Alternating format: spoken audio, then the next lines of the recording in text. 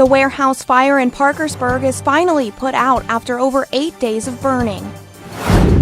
Toyota announces a new headquarters in Kentucky that will bring jobs to the area. In sports, a recap on the World Series. Newswatch starts right now. Broadcasting live from WOUB TV in Athens, this is Newswatch. The fire at a warehouse in Parkersburg has been put out after burning for 8.5 days. Good evening, I'm Chelsea Sick. Thanks for joining us. Local fire crews and other responders will remain on site for at least 2 days to make sure no flare-ups occur. The warehouse was storing recycled plastics, but the exact contents have yet to be released. State environmental regulators told Intercontinental Export-Import Incorporated to provide the inventory of the warehouse on Thursday. State environmental regulators will continue to monitor the area's air quality. The West Virginia Fire Marshal's office is investigating the incident. The cause of the fire has not yet been determined. The Chester Volunteer Fire Department is investigating how a 7-alarm fire began and burned about 400 large round hay bales, 2 feed trucks, and more in Meigs County. The Pomeroy Daily Sentinel reports the fire department was called to the fire early Saturday morning at Holter's Dairy Farm. Chester Chief Dave Edwards says there were approximately 50 firefighters on the scene. There were no injuries and no foul play is suspected. Police are investigating the death of a 49-year-old woman after she was hit by a motorcycle while riding her bike on Friday. Ohio Highway Patrol said 71-year-old Dwayne Wilcox and Teresa Philman collided along Ohio 7 in Washington County. Philman was pronounced dead at Marietta Memorial Hospital. She was wearing a helmet. Wilcox has not been charged. Alcohol and drugs do not appear to be a factor. Another Halloween block party is in the books with more than 70 arrests over the span of the weekend. Athens PD arrested 15 people Saturday night, while OUPD arrested 12. The Ohio Department of Public Safety Investigative Unit charged 47 people over the span of the weekend. Most arrests were alcohol-related. Athens County EMS transported 22 people to Oblenus Memorial Hospital. One person was transported to Columbus after falling from a balcony. Athens Fire Department responded to 8 calls, including a transformer fire. Toyota Motor Corporation announced its new $80 million engineering headquarters in Georgetown, Kentucky today. The center will focus on innovation and problem solving to create the next generation of manufacturing technology. Toyota also announced they will be making donations to STEM-related programs across the state. Number of companies that are here because they produce product for Toyota they're measured now in the hundreds. And the economic impact is billions and billions of dollars. And we're grateful for that. I don't think that's going to end anytime soon. The fact that you now have this world-class engineering center, this is going to attract still additional companies. Toyota announced an expansion at their Georgetown plant last month. Ohio Supreme Court Justice Bill O'Neill announced yesterday that he will be stepping down from the bench to run for governor in February. He said his vision for Ohio includes increasing the minimum wage to $15 an hour and giving credits for the installing solar panels. O'Neill also wants to slash tuition at state colleges, looking at Youngstown State as the example. About a year ago, President Tressel turned down a pay raise. I think we have to look at the administrative costs, and I think we also have to look at why is the Ohio General Assembly not making state universities a priority? They should be a priority. They're the future of our state. O'Neill joins a crowded field with 4 other Democrats already seeking the nomination. There are also 4 Republicans seeking their party's nomination. A memo released on Friday that detailed a women's sexual harassment complaint adds new information to the resignation of an Ohio senator last month. The memo says 63-year-old Findlay Republican Cliff Height continually asked the woman to have sex with him back in early August. Height apologized Saturday and admitted to the allegations in a Twitter statement, saying he thought his mild flirtation was welcomed. A wrong-way driver in Cleveland caused a 4-car accident early yesterday morning that killed one person and sent another to the hospital. The Cleveland Fire Department said in a tweet that a tanker truck carrying fuel swerved off Interstate 77 in an effort to miss a motorist headed the wrong way. The tank ruptured and spilled about 500 gallons of fuel onto the highway. The hazmat crews from the Environmental Protection Agency came out to clean up the spill. Cleveland fire crews remained on the scene until late in the afternoon. An inmate who broke out of jail in West Virginia is back behind bars. Officials say Todd Wayne Boyce was arrested by federal marshals in Laredo, Texas yesterday. He walked out of jail in Charleston Wednesday morning after disguising himself as a civilian. But the jail staff did not realize that he was gone until 36 hours later. Boyce escaped just days before he would have been sentenced to 3 to 20 years in prison for carjacking and fleeing from police last year. Coming up, the first arrests are made in the Robert Mueller probe in Washington. Plus, Puerto Rico's recovery process may take years. These stories and more when Newswatch returns.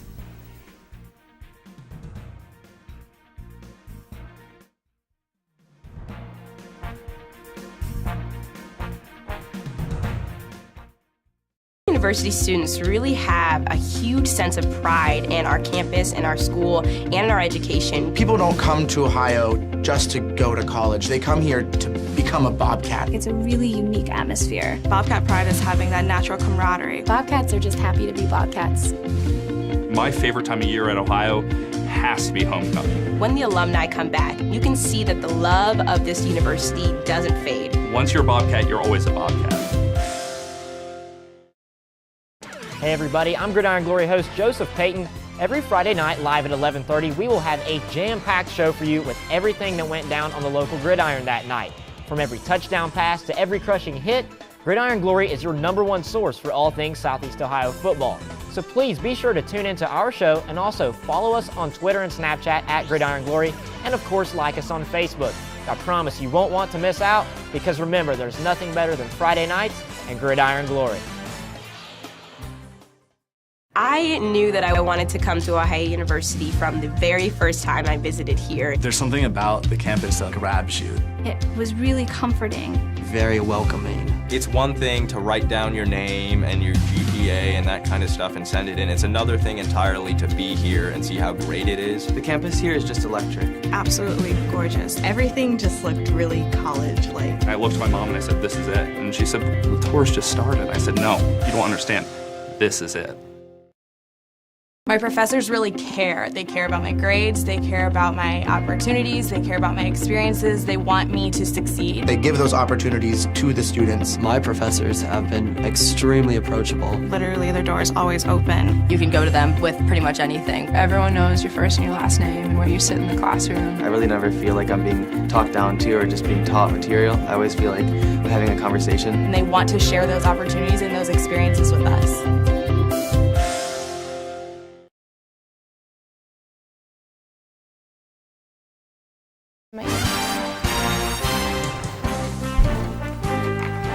Two former Trump campaign officials surrendered themselves to federal authorities this morning in the first arrest made in special counsel Robert Mueller's probe. Karen Kafa has the latest developments from Washington.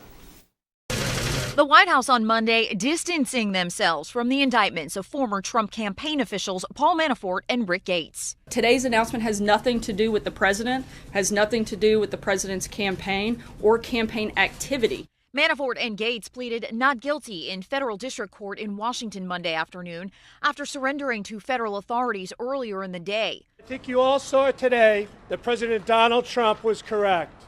There is no evidence that Mr. Manafort or the Trump campaign colluded with the Russian government. These initial charges do not cover any activities related to the 2016 campaign, but it's possible additional charges could come later.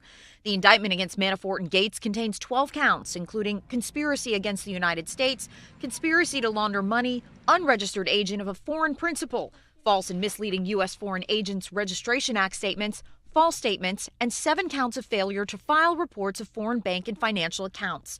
Additionally, newly unsealed records today show that George Papadopoulos, a former foreign policy advisor to the Trump campaign, has pleaded guilty for making false statements to the FBI. Trump's attorney, Jay Sekulow, said the president will not interfere as Mueller continues his work. The president is not interfering with special counsel Mueller's position. He's not firing the special counsel. He said that before. I'm not concerned about where this goes. Obviously, I think one thing this does establish is special counsel's moving expeditiously, and that's, I think, good for the country and good for the president. In Washington, I'm Karen Kafa. Trump tweets that Paul Manafort's alleged misdeeds occurred years ago. The president insists there has been no collusion between the Trump campaign and Russia. A federal judge in Washington blocked parts of the Trump administration's transgender military ban yet today. The block stops the military from enforcing President Trump's directive to prohibit transgender people from enlisting or re-enlisting. The ruling states that plaintiffs were able to establish that the ban injures transgender people and imposes inequality. The court upheld the part of the directive that blocks military personnel from having sex reassignment surgery. The Mississippi Bureau of Investigation is looking into an officer-involved shooting that left a suspect dead and an officer with minor injuries. It happened after a high-speed chase on Sunday. Investigators say the man was spotted Sunday afternoon by Hernando police officers and identified as a murder suspect wanted for allegedly killing his wife in Tennessee. The chase ended when the suspect drifted across lanes and hit a truck. Larry Williams, who witnessed the scene, says he saw the police officers pointing their guns at the car. Approached the car, and when they did, something happened. I don't know if he pointed a gun at him or what, but they unloaded on him. The suspect has not yet officially been identified, but he died on the scene. An officer was shot but is expected to be okay. It's been more than a month since Hurricane Maria devastated Puerto Rico, and most of the island is still without power. Now a company that was hired to remedy the situation may soon be replaced, leading many to wonder when power will be restored. John Lawrence reports. Puerto Rico wants to end its deal with Whitefish Energy. In the interest of protecting our public interest, I have asked the board of the Power Authority to invoke the cancellation clause in the contract immediately. Whitefish issued a statement saying it is very disappointed in the decision to cancel the deal and that doing so will only delay what the people of Puerto Rico want and deserve, to have power restored quickly. Many Puerto Ricans are desperate, having spent more than a month in the dark. No power, no clean water for many people. It's a matter of life and death. Those on the ground say restoring power on an island is more difficult than on a landlocked area. We're talking about, I think, 6,100 miles of cable. So to move all that in, to get it in off the barges, to be able to get it set in an area, is going to take a long time to get it up and running. FEMA says Puerto Rico's recovery process might take years. I'm John Lawrence reporting. Extreme weather in Massachusetts toppled trees and left thousands without power. That story still ahead. And next on Newswatch, I'll give you the full rundown on the weather tonight, tomorrow, and what we can expect later in the week. And I'm telling you, cold temperatures and rain is on the horizon, so stay tuned for that. And here's a look at stocks of local interest.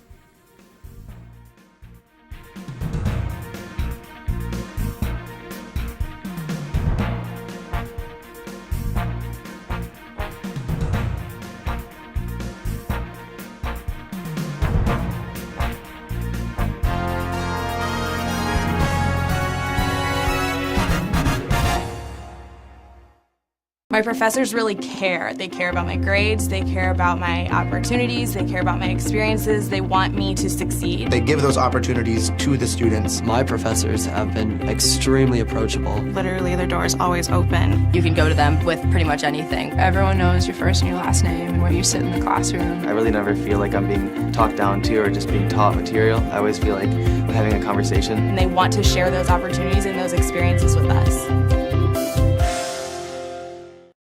Ohio University students really have a huge sense of pride in our campus, in our school, and in our education. People don't come to Ohio just to go to college. They come here to become a Bobcat. It's a really unique atmosphere. Bobcat pride is having that natural camaraderie. Bobcats are just happy to be Bobcats.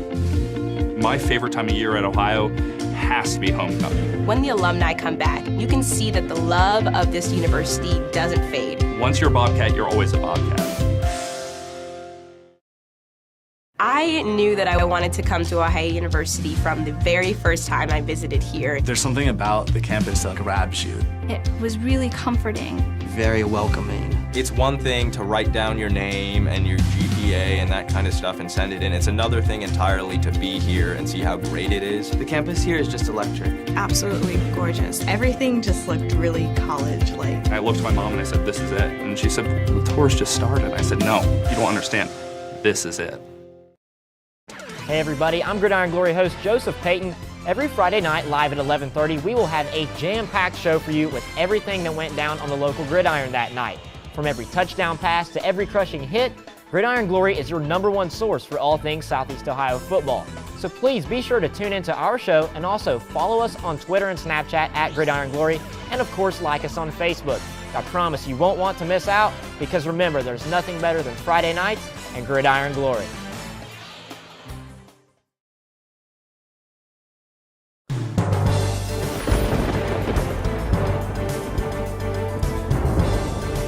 Welcome back to Newswatch. I'm Josh Gregory here with a look at your forecast, and 45 degrees is where we're at right now for the trick or treat on Court Street. And I was just down there, pretty cold. I felt a few raindrops, nothing too much, but it's going to keep getting cold, a little cloudy too. I saw a bunch of cute little trick-or-treaters. There was a cute little witch, cute little Leonardo from Teenage Mutant Ninja Turtles. Cloudy skies, chilly, big cool down tonight. That's something I'm going to be saying a lot throughout this forecast, so stick with me on that. And that's just not here, but everywhere.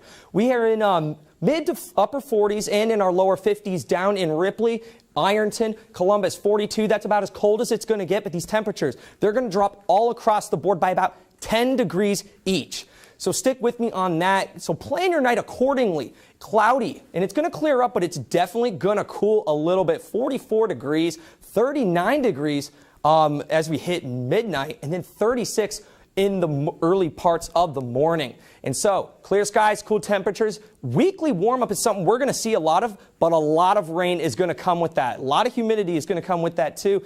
And so, like I said, 45 degrees, that's where we're at right now. That's something that we're going to stick with for a couple minutes, but as the sun continues to drop down at around 7 o'clock tonight, that's when it's going to hit cooling temperatures. 45 right now in Athens, 42 in Columbus, and as we look at our almanac, 52 today, that was our high. We hit that right around 3 or 4 in the afternoon, 33 our low, right where we want to be with those low temperatures. So we're right where we want to be as far as our temperatures go, but like I said, those increases is going to throw it off a little bit.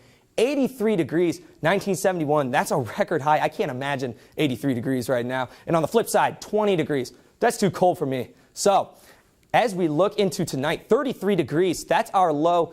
And it is going to be cool and cloudy. Those clouds, they're going to clear up a little bit, and it's going to be somewhat windy. So if you're out and about, it's going to feel less than 30. You're going to feel some freezing temperatures here, just tiptoeing around those freezing temperatures. And as we look around the region, 33 in Athens, like I said, all across the board. I wasn't kidding. 10 degrees cooler everywhere. 35 in Ripley, 36 in Ironton, 32 up in Columbus, 34 in Marietta. And those temperatures, they're going to stay pretty cool throughout to, most of the majority of the evening. So 44 degrees, clearing up, nothing too major. 36 is where we're going to end up in the early morning, and it's going to drop to 34 before you take the kids to school. It's going to be deceivingly cold because of that sunshine. Don't let that fool you. This is probably the coldest it's been for us at this point this year. So, sunny, clear sky, it's going to make it feel a little warmer, but like I said, deceivingly cold. Have that jacket. Wind speeds aren't going to be too much of a factor tomorrow. So, for that lunch break, definitely have your jacket. 43 degrees. Don't let that sun fool you. I'm going to keep saying that. It's going to be a slight warm up throughout the day, but it's going to dip down pretty cool. 49 degrees is your high tomorrow. Not as high as it was today. Sunny, clear skies. We're going to have a slow warm up though. We're not going to hit 49 until about, I want to say 3 or 4 in the afternoon. So around noon, it's going to be pretty cool tomorrow. 49 in Athens, 50 in Marietta, and as we get down into West Virginia, 52 in Ripley, and 52 down in Ironton, and 46, 45, 48 in the northern part of our region. 44 degrees tomorrow for trick or treat in Gloucester.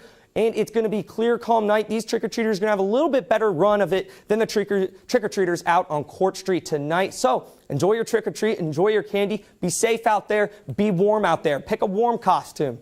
37 degrees, for our football game tonight. So between 6 p.m. and 8 p.m. tomorrow, we're going to have almost a 10-degree difference. Clear skies, so a perfect night for football. Wind speed isn't going to be too much of a factor in this, so should have no problem kicking those field goals, but it's going to be cool. So if you're at the game, bundle up, bundle up.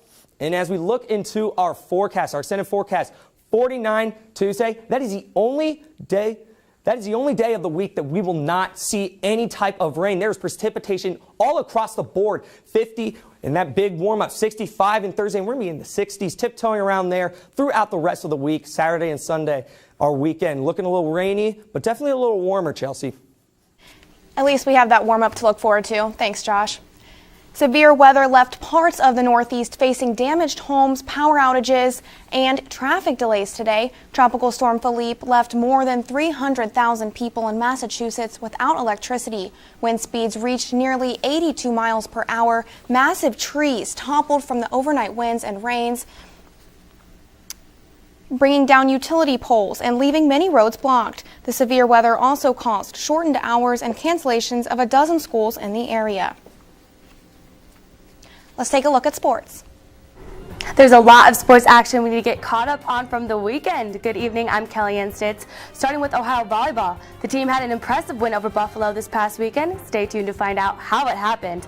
And an epic Game 5 of an epic World Series happened last night. Find out how the Astros rallied to clinch an impressive win when we come back. Stay tuned to WOUB. Here's a look at what's coming up tonight on your public television station.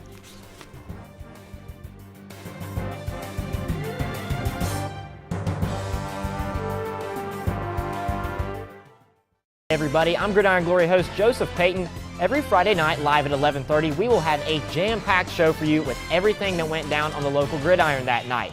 From every touchdown pass to every crushing hit, Gridiron Glory is your #1 source for all things Southeast Ohio football.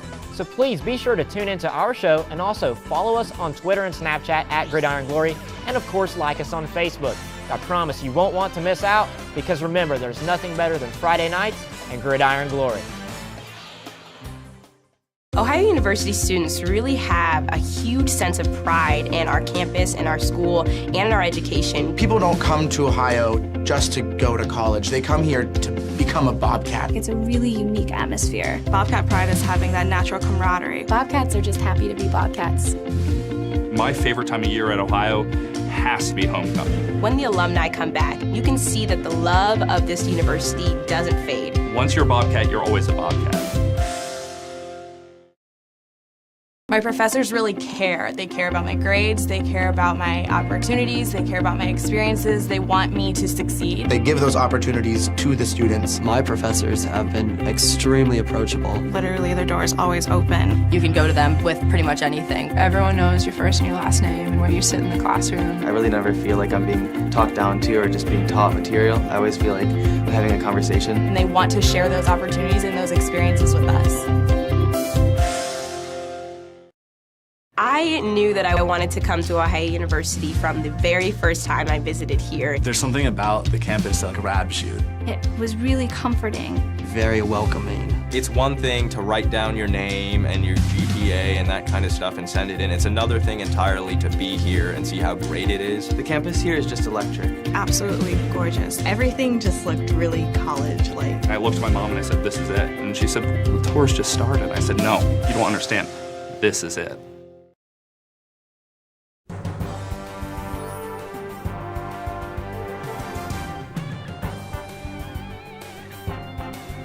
Welcome back, I'm Kellyanne Stitz. Game 5 last night topped off an already incredible series. The Astros beat the Dodgers 13-12 in the bottom of the 10th on a walk-off. The Astros leading the series 3-2. No lead was safe throughout the game. The Dodgers had the Astros 4-0 in the 4th, but a 3-run homer brought the Astros back in the game, and that was just the start of the intensity. Houston's offense wouldn't quit, with 1-5 hitters combining for 4 home runs and 12 RBIs alone. Game 6 will take place tomorrow. First pitch is set for 8:20 p.m. and you can catch the action on Fox. On to some action from the weekend. Ohio volleyball swept MAC East Division rival Buffalo 3-0 Saturday. Ohio has won 4 of their 5 last matches and snapped Buffalo's 5-game winning streak. Ohio's Lizzie Stevens led the team with a match-high 19 kills and notched 5 service aces. Ohio will hit the road one last time in the 2017 regular season to take on Bowling Green on Friday and face off with arch rival Miami this Saturday. Switching gears to soccer, Ohio fell short to MAC foe Kent State 1-1 in the MAC quarterfinals this past weekend, crediting their loss to penalty kicks. The Bobcats gave the Flashes all they could through a grueling 110 minutes of play. 8th-seeded Ohio would tie 1-1, but ultimately fell short to the top-seeded Flashes 4-2 in second overtime due to penalty kicks. Ohio walked away with 9 total shots, 4 on goal, and 7 saves on the night. And all the anticipation was worth it. Number 6 Ohio State came back to beat number 2 Penn State by a mere 1 point. The final score was 39-38. Ohio State's JT Barrett saved the day with a game-winning 16-yard touchdown to Marcus Baugh. Ohio State now ranks 3rd in college football. The Associated Press will release the first college football playoff rankings tomorrow at 7 p.m. On to Sunday Night Football. The Browns headed to London yesterday to take on the Vikings. However, the Browns will return to Cleveland winless, falling to the Vikings 33-16. Cleveland took the lead with about 5 minutes left in the third when Zane Gonzalez cleared a field goal to put the Browns on top 16-15. But the Vikings wouldn't have it and scored 18 unanswered points, keeping the Browns at bay with 0 wins on the season. Looking ahead, the Browns will have a bye this upcoming weekend and will take the field next November 11th against the Detroit Lions, looking for a win on the season. Switching over to Ohio's other pro football team, the Browns may have left fans disappointed, but the Bengals had a better outcome, gaining a 24-23 win over the Colts yesterday. Even though the Bengals defense lacked presence, Cincinnati made up for it with a photo finish win. Fast forward to the fourth quarter, Bengals lineman Carlos Dunlap swatted Jacoby Brissett's pass, took the ball, and ran 16 yards into the end zone, sealing the deal with a pick six. The Bengals are now 3-4 on the season and face Jacksonville next Sunday. I'm Kellyanne Stitz, and that's all we have for sports tonight. Back to you, Chelsea. Thanks, Kellyanne. Students at a North Carolina university raised more than $3,000 overnight so a crossing guard could visit her son. Her son moved to Arizona, and Joanne hasn't seen him in 3 years. So students got together and started a GoFundMe page and raised the money in less than 24 hours. Dressing up for Halloween can get political. Last year, stores were flooded with Donald Trump masks and Hillary Clinton power suits. But will you see similar costumes this year? Mary Maloney explains in today's Consumer Watch. During election years, popular Halloween costumes are political. Last year, Donald Trump and Hillary Clinton themed get-ups dominated. But when there isn't a campaign going on, political costumes aren't as popular. This year, though, could be different. According to the National Retail Federation, 1.5 million American adults will be inspired by the headlines. That's 200,000 fewer people who got political last Halloween. But the politically charged costume is still in the top 10. Google has its own list compiled from search data. It says Wonder Woman reigns supreme as the most searched Halloween costume this year. So expect to see more lassos of truth and less political masks at Halloween events. For Consumer Watch, I'm Mary Maloney. Whatever you are for Halloween, be sure to stay warm and be safe. Let's take a look at final weather with Josh.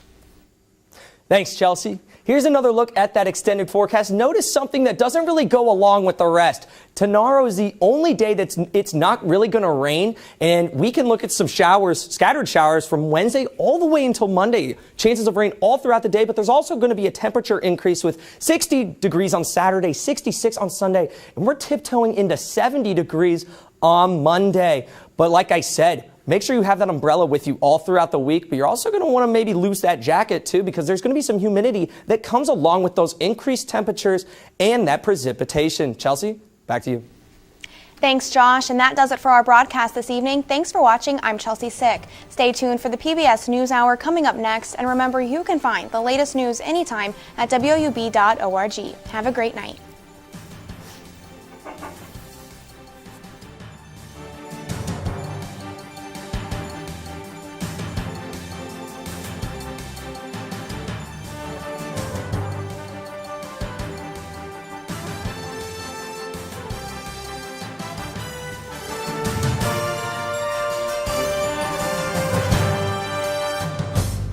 everybody. I'm Gridiron Glory host Joseph Payton.